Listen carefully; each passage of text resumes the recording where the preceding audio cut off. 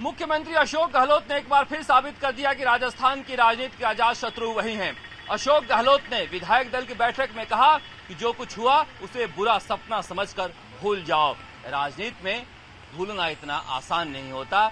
यहीं से सचिन पायलट को इस कड़ी सच्चाई के साथ जीना पड़ेगा कि अशोक गहलोत राजस्थान कांग्रेस के एकमात्र बड़े मजबूत नेता हैं और उनकी छत्र छाया में फिलहाल उन्हें काम करना सीखना पड़ेगा।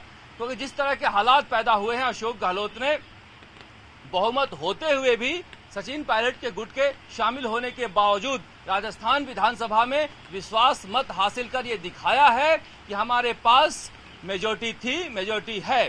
जिस तरह से अशोक गहलोत ने ये पूरे मामले को संभाला है, कहा जा सकता है कि बीजेपी की राजनीति पर एक करारा तमाचा है जिसकी गूंज लंबे समय तक बीजेपी के कानों में सुनाई देगी और आला कमान के कार्य संस्कृति में भी बदलाव देखा जा सकता है।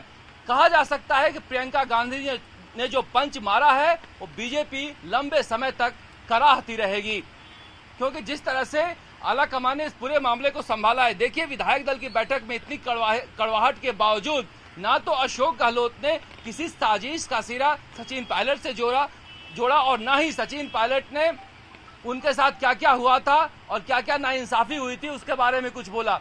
तो कहा जा सकता है कि जो कुछ सचिन पायलट ने किया था उस पर एक तरह से आला कमान ने पूरी तरह से पर्दा डालने का काम किया है और पर्दा डालकर, मिट्टी डालकर आगे बढ़ने के लिए रणनीति बनाई है। और जिस तरह से कहा जा रहा है कि सचिन पायलट, अशोक गहलोत को कहा गया है कि मीडिया में आप लोग कोई बात नहीं करेंगे 5-6 दिनों तक, यानी कुछ न कुछ अंदर चल रहा है। एक तरह से सचिन पायलट को भी कहीं न कहीं कांग्रेस सेट करके संदेश देना चाहती है कि अगर कोई अपनी बात कहना चाहता है तो आलाकमान उसे सुनने के लिए तैयार है, क्योंकि हेमंत बिस्व शर्मा और ज्योतिरादित्य सिंधिया के यही कहकर कांग्रेस से बाहर गए थे कि यहाँ पर कोई सुनवाई नहीं हो रही है। और जिस तरह से प्रियंका गांधी ने, राहुल गांधी ने, सोनिया गांधी ने इस पूरे मामले को संभाला है, कहा जा सकता है कि कांग्रेस आला कमान सच्चाई को समझकर अब परिपक्वता दिखाना शुरू कर दी है आला कमान ने, और इसी की परिणति है कि इस तरह से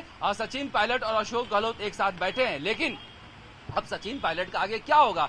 सचिन पायलट पहली बार विधानसभा में निर्दलीय विधायक संयम रोढ़ा के साथ पीछे के सीट पर बैठे हैं। आज से ही शुरुआत उनकी हो गई है कि इस कड़वी हकीकत के साथ वो जीना शुरू कर दें कि अब